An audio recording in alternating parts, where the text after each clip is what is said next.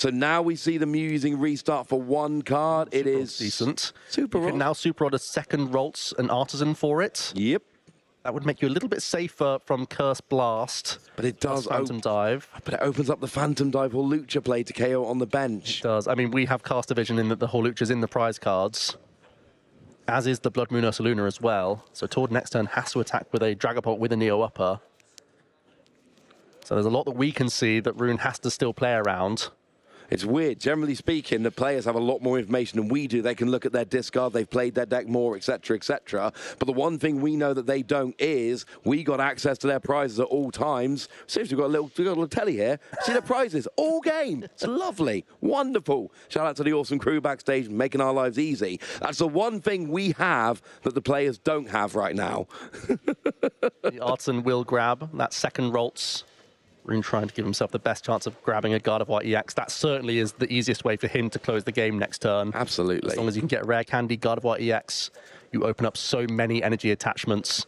There will be the quick Adrenabrain from this Monkey Dory. I just want to point out, Rune hasn't had a Gardevoir since game one.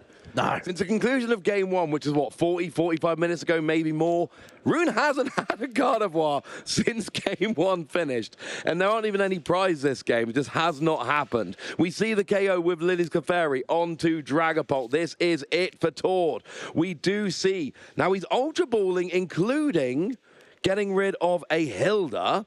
Having said that, I think you probably need to INO here, so maybe Hilda isn't a good job anyway. There's a Drakloak. It's going to open up another Recon Directive. You have Flip the Script. You have double Recon Directive, because you're obviously going to use one before you evolve. You do have your INO ready. You need to hit your Neo Upper Energy. It's really important. I'm glad you stressed it so much with your voice there, so everyone at home could know it's really important. It's really important, Joe. Like, I know I say this every turn, but it kind of gets a bit more important with every turn that goes by. And honestly, if he doesn't get it this turn, there's a very good chance Rune... Well, if he doesn't get it this turn, Rune's going to win the game. Yeah. Simple as that. Fortunately, Tord does have the Dusk Clops in hand as well, so the 3 damage that was thrown over to the Dusk Skull isn't quite as threatening. Tord will be having to announce Phantom Dive. We're just going to make sure the shuffle was fine from both players here. Certainly a tense moment in this Masters Division final. Also, look at the clock ticking down as well. 3 minutes 32. I could sit here for another 2 hours, honestly, to watch these two players. Yeah, I'm kind of enjoying it, honestly. I'm cool with this. I mean, they're not going to let us. It's going to end in 3 minutes, but, you know, I'm pretty shaking happy. Their heads right now. I think we're probably the happiest people to keep watching it. Other people here actually want to go home, Joe. There has to be a winner here, and it's going to be apparent to us over the next turn or two.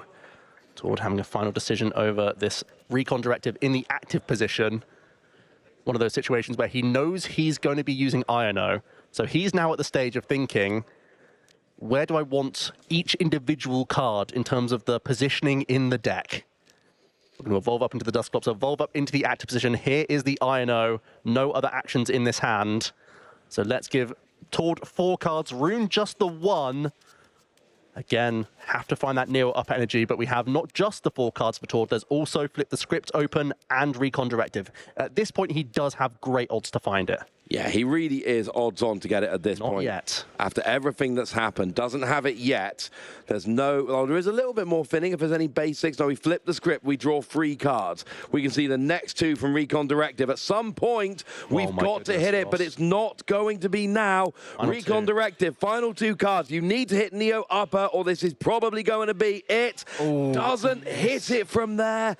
And if he's not going to be able to get a Phantom Dive this turn, it does not look like he's going to be able to stop Rune from just announcing an attack and winning on the following turn with Lily's Clefairy winning without a Gardevoir in play.